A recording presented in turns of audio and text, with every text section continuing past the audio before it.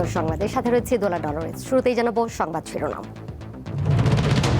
12 KG LP গ্যাসের দাম এক লাফে বাড়ল 388 টাকা। আজ সন্ধ্যা থেকেই কার্যকর। এপ্রিল মাসে জ্বালানির কোনো সংকট হবে না, দেশবাসীকে আশ্বস্ত করেছে জ্বালানি বিভাগ। সারা দেশে বাড়ছে হাম আক্রান্ত রোগী, কিছু হাসপাতালে খোলা হয়েছে আইসোলেশন ওয়ার্ড।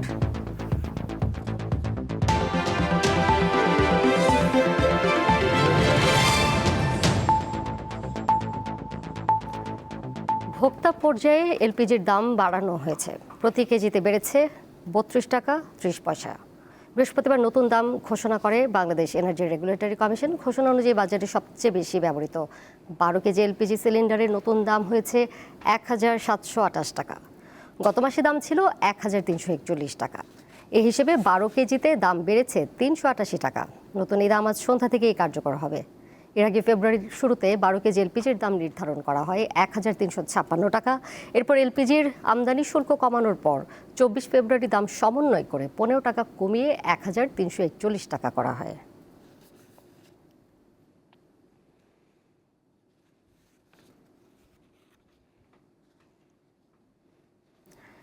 রাজধানীতে এলপিজি গ্যাসের দাম বাড়ানোর খবর জানাতে মগবাজার থেকে সরাসরি যুক্ত রয়েছেন সহকর্মী হেদায়েতুল্লাহ সীমান্ত। গ্যাসের দাম বাড়ার খবরে গ্রাহক পর্যায়ে তো নিশ্চয়ই একটি প্রভাব পড়েছে, তারা প্রতিক্রিয়ায় কি জানিয়েছেন?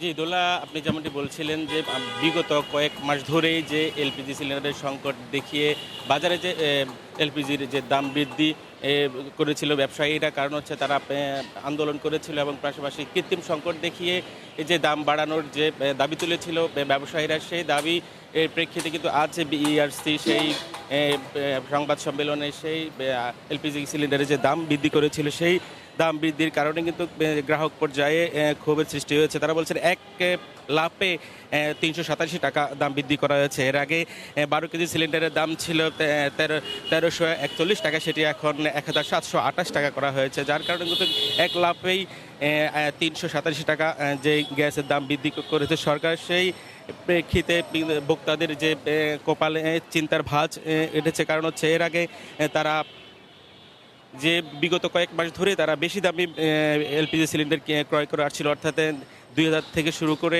2500 টাকা পর্যন্ত একটি সিলিন্ডারে তারা ক্রয় করে আসছিল, সেটি এখন সরকারি নির্ধারণ করেছে প্রায় 1728 টাকা। যার কারণে কিন্তু তাদের কপালে যেমন চিন্তার ভাঁজ পড়েছে, তেমনি দোকানিরাও তারা বলছেন যে তারা আরও বৃদ্ধি করার যে তাদের দাবি ছিল সেটি আর কম হয়েছে। তবে ব্যবসায়ী এবং কি যে যারা ডিলার পর্যায়ে আছেন তারা যেই দাবি করেছিল, তারা বলছেন তাদের সেই খরচ মিটিয়ে আরও তারা বেশি তারা দাবি করেছিল। তবে সরকার যে নির্ধারণ করেছে 387 টাকা দাম বৃদ্ধি করা হয়েছিল, সেটি তাদের কাছে পর্যাপ্ত নয় বলে তারা জানিয়েছেন। তবে আমরা দেখছি যে এখন যে সরকার যে দাম বৃদ্ধি করেছে সেটি সন্ধ্যা 6টা থেকে কার্যকর হবে। পাশাপাশি এবং কি বিআরসি ঘোষিত নতুন দাম বিভিন্ন ওজনের এলপিজি সিলিন্ডারের মূল্যও সমন্বয় করেছে। এর মধ্যে 5.5 কেজি সিলিন্ডার 712 টাকা, 12.5 কেজি 1801 টাকা, 15 কেজি 2161 টাকা, 16 কেজি 2305 টাকা এবং 18 কেজি 2593 টাকা, 20 কেজি 2881 টাকা নির্ধারণ করেছে। এছাড়া 22 কেজি সিলিন্ডার 3169 টাকা এবং 25 কেজি 3601 টাকা, 30 কেজি 4321 টাকা, 33 কেজি 4753 টাকা, 35 কেজি 5041 টাকা এবং 45 কেজি সিলিন্ডারের দাম নির্ধারণ করেছে 6428 টাকা। এভাবেই পাশাপাশি ভোক্তা পর্যায়ে অটো গ্যাসের যে মূল্য মূসক সহ প্রতি লিটার 79.77 টাকা নির্ধারণ করা হয়েছে। অর্থাৎ বিইআরসি আজকে যে সংবাদ সম্মেলনে সংসদের চেয়ারম্যান এই সব কিছু সকল পর্যায়ের অর্থাৎ লিটার প্রতি যে সকল কিছু একেবারে তারা মূল্য নির্ধারণ করে দিয়েছেন। এর বাইরে যদি বেশি দামে বিক্রি করা হয় তারা হয়তো এর বিরুদ্ধেও ব্যবস্থা নেবেন। যদিও ভোক্তা পর্যায়ে এই 327 টাকা এক লাফে বাড়ানোর ভোক্তা পর্যায়ে তারা খুব বলছেন ভোক্তাদের পকেট কেটে কতদিন তারা এভাবেই নিঃস্ব হবেন। অর্থাৎ হচ্ছে একদিকে বাজারে তেলের সংকট, অন্যদিকে গ্যাসের যে হঠাৎ করে দাম বৃদ্ধি 347 টাকা, সেটি ভোক্তাদের একেবারে নাবিশ্বাসে হয়ে উঠবে। অর্থাৎ তারা একেবারে তাদের কপালে চিন্তার ভাঁজ দেখা দিয়েছে এক লাফেই এত টাকা যে গ্যাসের দাম বৃদ্ধি করার বিষয়ে। দোলায় ছিল আমার কাছে গ্যাসের সর্বশেষ তথ্য। রাজধানীর খবরাখবর জানছিলাম সহকর্মী হেদায়েতুল্লাহ সীমান্তর কাছ থেকে। এবার একটু নারায়ণগঞ্জের খবরাখবর জানতে চাই। সহকর্মী গৌতম সাহা যুক্ত হয়েছেন আমার সাথে। গৌতম, নারায়ণগঞ্জের কি পরিস্থিতি? এক লাফে তো প্রায় 388 টাকা 12 কেজি এলপিজি সিলিন্ডারের দাম বাড়ানো হচ্ছে, যেটি আজ সন্ধ্যা থেকেই কার্যকর হচ্ছে। ক্রেতা বিক্রেতারা কি বলছেন?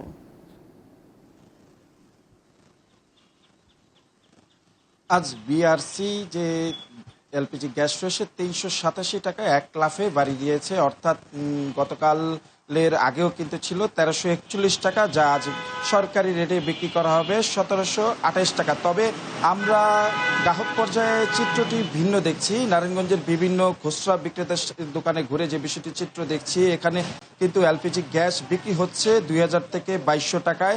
এবং আমরা কথা বলেছিলাম এখানকার খুচরা বিক্রেতাদের সাথে, তারা যে বিষয়টি জানিয়েছেন ডিলারদের কাছ থেকে তারা বেশি মূল্যে কিনতে হচ্ছে, যার কারণে গ্রাহকদের কাছে তারা বেশি মূল্যে বিক্রি করছেন। এবং খুচরা ব্যবসায়ীরা যে অভিযোগটি করছেন, ডিলাররা তাদের বলছেন এলপিজি গ্যাসের সংকট রয়েছে, যার কারণে এই গ্যাস তাদের বেশি দামে বিক্রি করতে হচ্ছে। সরকার নির্ধারিত মূল্যে খুচরা ব্যবসায়ীরা ডিলারদের কাছ থেকে কিনতে পারছেন না, যার কারণে তারা সরকারি রেটে সেই মূল্য কিন্তু বিক্রি করতে পারছেন না, সেই অভিযোগটি কিন্তু করছেন খুচরা ব্যবসায়ীরা। এবং আমরা কথা বলেছিলাম নারায়ণগঞ্জের একাধিক ভোক্তাদের সাথে, তারা বরাবরই যে অভিযোগটি করে আসছেন, সরকার যে নির্ধারণ করছেন মূল্য, সেই নির্ধারিত মূল্যের নাগালের কাছেও তারা পৌঁছাতে পারেন না। তাদের প্রায় সরকারি নির্ধারিত মূল্য থেকে প্রায় 400 থেকে 500 টাকা মূল্য বেশি দিয়ে কিন্তু এটি কিনতে হচ্ছেন। বিশেষ করে বিপাকে পড়ছেন নিম্ন এবং মধ্যবিত্ত আয়ের যারা মানুষ রয়েছেন, তাদের আয়ের সাথে ব্যয়ের সামঞ্জস্যতা অনেকটাই বেড়ে গেছে, এবং যার কারণে তারা এখান থেকে এলপিজি গ্যাস বেশি দামে কিনে বিপাকে পড়ছেন। এবং এটার একটি সুষ্ঠু সমাধান কিন্তু তারা দাবি করেছেন। এবং আজকে আমরা যে বিষয়টি দেখেছি, 12 কেজি যে এলপিজি গ্যাসটি আজকে কিন্তু 2000 থেকে 2200 টাকায় বিক্রি হচ্ছে। অর্থাৎ সরকার কিন্তু আজ থেকে সন্ধ্যা 6টার ভিতরে তারা কিন্তু 387 টাকা বেশি দামে 1728 টাকায় দামে কিন্তু বিক্রির নির্দেশনা দিয়েছেন এবং ঘোষণা করেছেন। এবং ভোক্তারা কিন্তু একটা দাবি করছেন, সরকার নির্ধারিত দাম বৃদ্ধি করেছেন, সেই নির্ধারিত দামই তারা পায়, সেই দাবিটি কিন্তু জানাচ্ছেন। ভোক্তা এবং ক্যাবের যে কঠোর নজরদারি এবং সরকারের কঠোর নজরদারি কিন্তু ভোক্তা এবং খুচরা ব্যবসায়ীরা দাবি করছেন, এবং দামের পর্যায়ে স্বাভাবিক রাখার দাবি কিন্তু খুচরা ব্যবসায়ী এবং ভোক্তারা জানিয়েছেন। এই ছিল আসলে এলপিজি গ্যাসের আজকের এখন পর্যন্ত সর্বশেষ। গৌতম, আপনাকে ধন্যবাদ। নারায়ণগঞ্জ থেকে যুক্ত ছিলেন সহকর্মী গৌতম সাহা। এপ্রিল মাসে জ্বালানি তেলের কোনো ঘাটতি বা সংকট তৈরি হবে না বলে দেশবাসীকে আশ্বস্ত করেছে সরকারের জ্বালানি ও খনিজ সম্পদ বিভাগ। সচিবালয়ে এক বিশেষ সংবাদ সম্মেলনে এই কথা জানিয়েছেন বিভাগের যুগ্ম সচিব মনির হোসেন চৌধুরী। বলেন, সরকারের পক্ষ থেকে নেওয়া নানামুখী পদক্ষেপের ফলে তেলের সরবরাহ স্বাভাবিক থাকবে এবং জনগণকে আতঙ্কিত না হওয়ার জন্য তিনি অনুরোধ জানান। যুগ্ম সচিব আরও বলেন, ইরান হরমুজ প্রণালী দিয়ে বাংলাদেশের যে 6টি জাহাজ ছেড়ে দেওয়ার অনুমতি দিয়েছে, তার মধ্যে একটি গুরুত্বপূর্ণ অপরিশোধিত তেলের জাহাজ রয়েছে। এই জাহাজটি দেশে পৌঁছে গেলে অপরিশোধিত তেলের কোনো সংকট থাকবে না।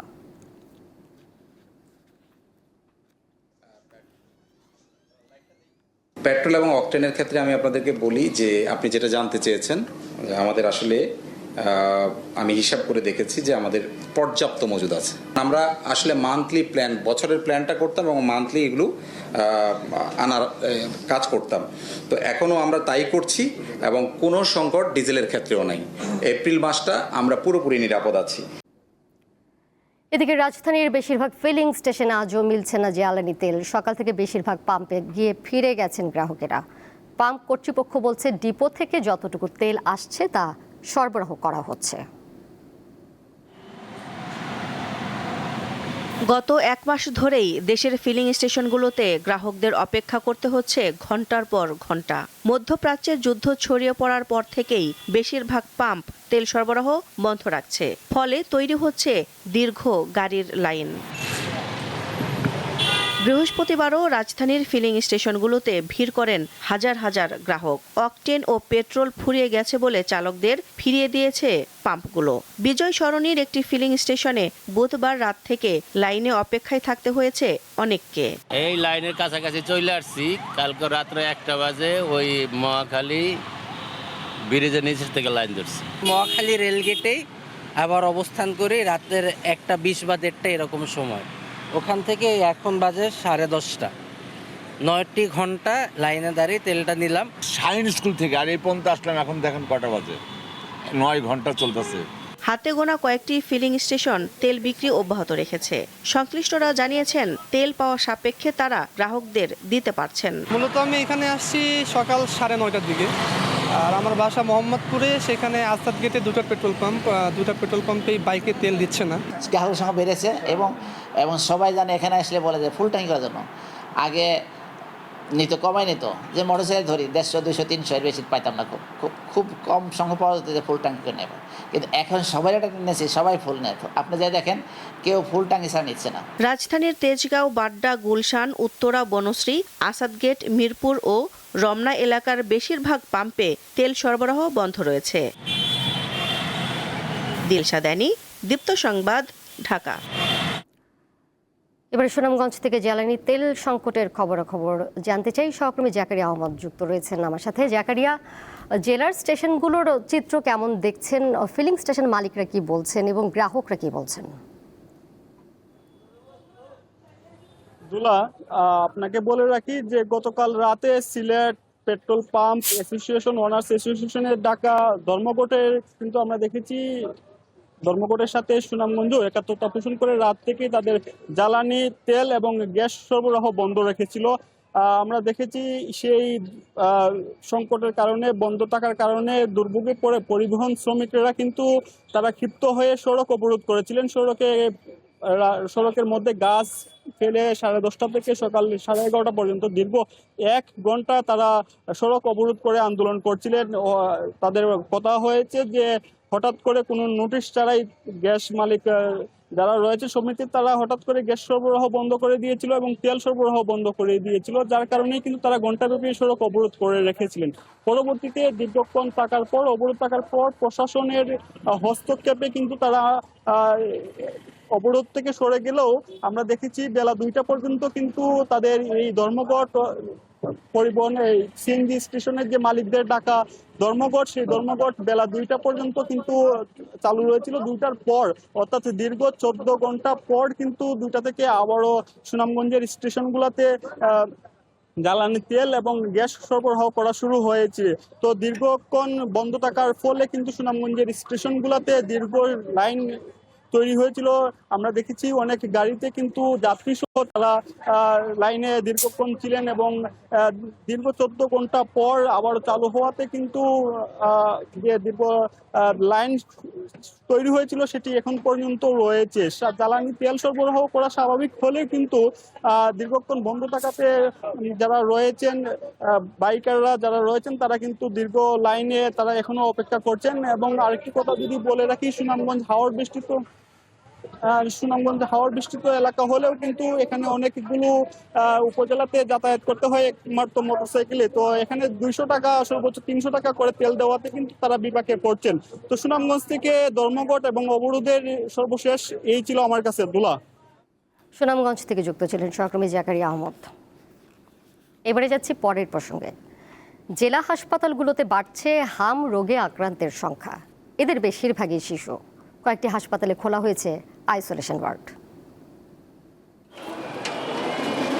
24 ঘন্টায় বরিশাল বিভাগে হামের লক্ষণ নিয়ে হাসপাতালে ভর্তি হয়েছে 115 জন। বর্তমানে বিভিন্ন হাসপাতালে মোট চিকিৎসা নিচ্ছেন 385 জন। এর মধ্যে 63 শিশুর হাম শনাক্ত হয়েছে। 24 ঘন্টায় সুস্থ হয়ে বাড়ি ফিরেছে 15 জন। কুষ্টিয়া জেনারেল হাসপাতালে চিকিৎসা নিচ্ছে 35 জন হামে আক্রান্ত রোগী। এদের মধ্যে প্রাপ্তবয়স্ক রোগীও রয়েছে। এছাড়া মেডিকেল কলেজ হাসপাতালে চিকিৎসা নিচ্ছে 60 জনের বেশি রোগী। কক্সবাজারে গত 5 দিনে হামে আক্রান্ত হয়ে মারা গেছে 2 শিশু। হাসপাতালে ভর্তি আছে 37 জন। কক্সবাজার পৌরসভা মহেশখালী ও রামুসহ উপকূলীয় ও দুর্গম পাহাড়ি এলাকায় আক্রান্তের হার বেশি। কুমিল্লায় গত এক সপ্তাহে হামে আক্রান্তের সংখ্যা শতাধিক। বেশিরভাগের বয়স 6 মাস থেকে 5 বছর। রোগীর চাপ সামাল দিতে হিমশিম খাচ্ছে হাসপাতালগুলো। রাজশাহী মেডিকেল কলেজ হাসপাতালে হামের উপসর্গ নিয়ে 117 জন রোগী ভর্তি রয়েছে। এদের মধ্যে শিশুর সংখ্যায় বেশি। ভোলা জেনারেল হাসপাতালে ভর্তি হয়েছে হামে আক্রান্ত 11 শিশু। পরিস্থিতি মোকাবেলায় হাম রোগীদের জন্য আলাদা আইসোলেশন ওয়ার্ড করা হয়েছে। গত 24 ঘন্টায় হামের লক্ষণ নিয়ে 21 শিশু ময়মনসিংহ মেডিকেল কলেজ হাসপাতালে ভর্তি করা হয়েছে। হাসপাতালটিতে চিকিৎসা নিচ্ছে মোট 79 জন। সানজিদা স্নিগ্ধা, দীপ্ত, বার্তাকক্ষ। এ বিষয়ে আরও জানবো, কুমিল্লা থেকে যুক্ত রয়েছেন সহকর্মী শাকিল মোল্লা। শাকিল, প্রতিবেদনেই যেমনটি দেখছিলাম যে শিশুদের সংখ্যাই বেশি আক্রান্তদের মধ্যে। কুমিল্লার হাসপাতালগুলোতে আক্রান্ত রোগীর সংখ্যা কত সেই পরিসংখ্যান পেয়েছেন কিনা জানাবেন, এবং কোনো সংকট কি রয়েছে চিকিৎসা ব্যবস্থায়? কোনো আইসোলেশন ওয়ার্ড কি নতুন করে খোলা হয়েছে?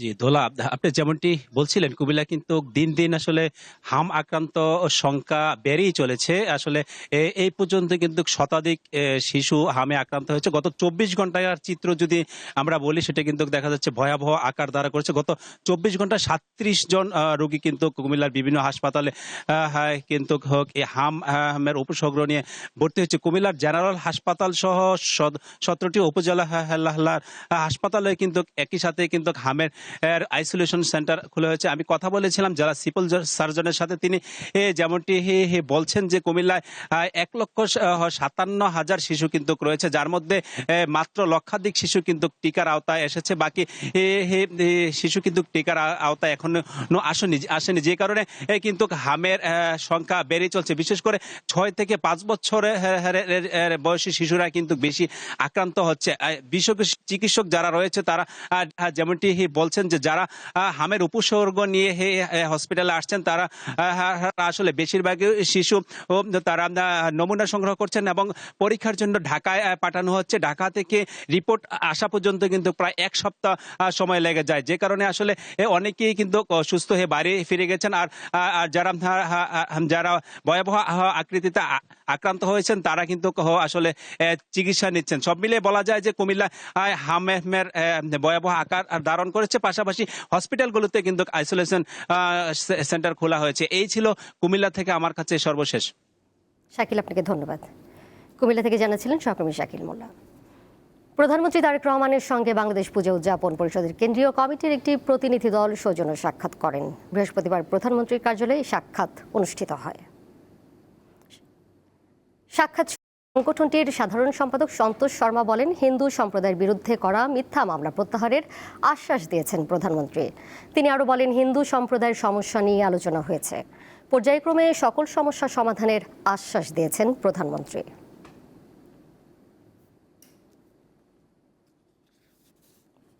এবার কেভাই স্টিল চট্টগ্রাম সংবাদ।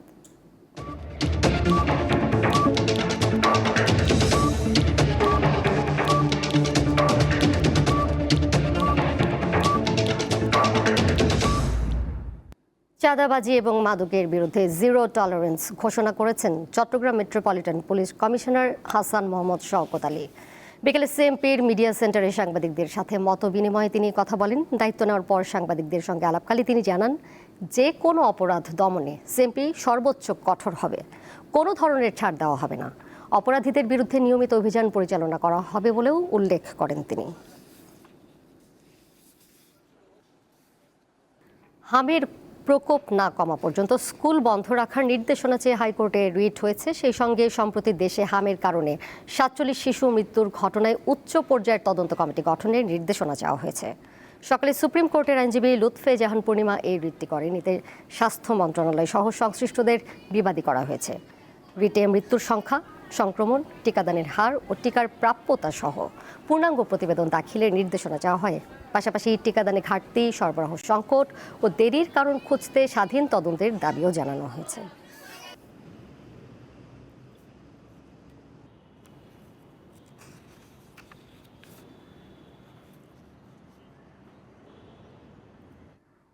হবিগঞ্জে জ্বালানি তেলবাহী ট্রেন লাইনচ্যুতির 18 ঘণ্টা পর সিলেটের সাথে সারা দেশের রেল যোগাযোগ স্বাভাবিক হয়েছে। গতকাল রাত 9:30টায় চট্টগ্রাম থেকে ছেড়ে আসা সিলেটগামী তেলবাহী ট্রেন উপজেলার মন্তলার হরিপ্রসাদপুর এলাকায় পৌঁছলে 6টি বগি লাইনচ্যুত হয়। এর মধ্যে একটি বগি উল্টে যায়। এরপর থেকে সিলেটের সাথে সারা দেশের রেল যোগাযোগ বন্ধ হয়ে যায়। পরে বগিগুলো উদ্ধার করে লাইন থেকে সরিয়ে নিলে বেলা 4:15 ট্রেন চলাচল স্বাভাবিক হয়। এ ঘটনায় বিভাগীয় পরিবহন কর্মকর্তাকে প্রধান করে 5 সদস্যের তদন্ত কমিটি গঠন করা হয়েছে। কমিটিকে 3 দিনের মধ্যে প্রতিবেদন দাখিল করতে হবে।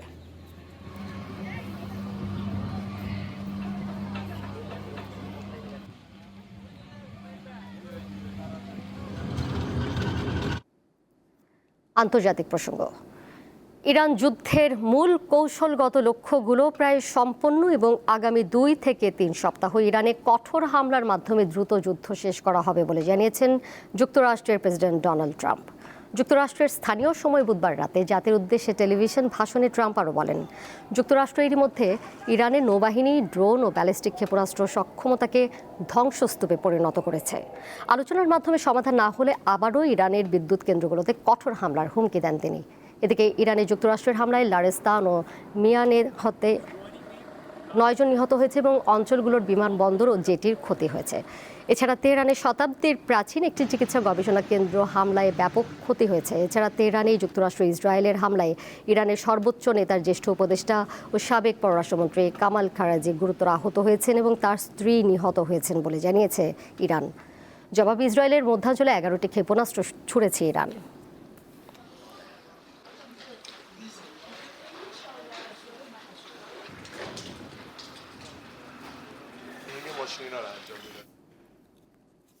খেলার খবর।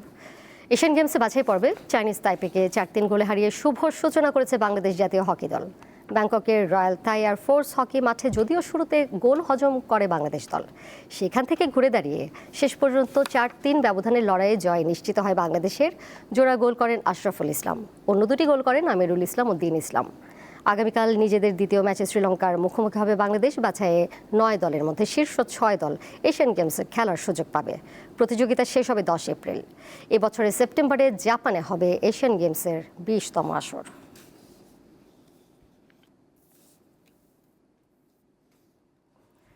ভিয়েতনাম ও সিঙ্গাপুরের কাছে হেরে ফিফা র্যাঙ্কিংয়ে 1 ধাপ পিছিয়েছে বাংলাদেশ।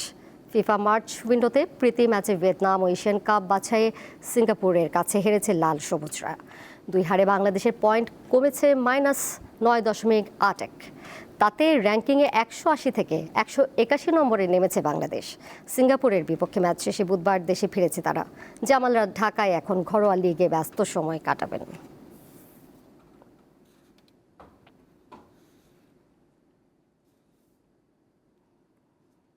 এর সাথে শেষ করব দীপ্ত সংবাদ। যাবার আগে শিরোনামগুলো জানিয়ে দেব আরও একবার।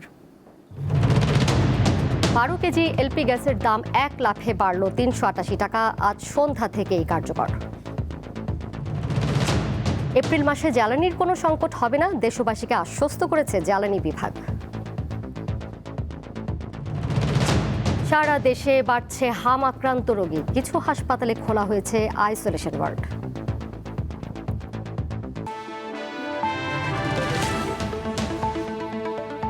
এই ছিল এখনকার মতো। পরের সংবাদ দেখবেন সন্ধ্যা 6:40। এছাড়াও আরও তথ্য এবং বিনোদনের নানা খবরাখবর জানতে যুক্ত থাকুন দীপ্ত ডিজিটাল প্ল্যাটফর্মে। ধন্যবাদ সবাইকে এতক্ষণ সাথে থাকার জন্য।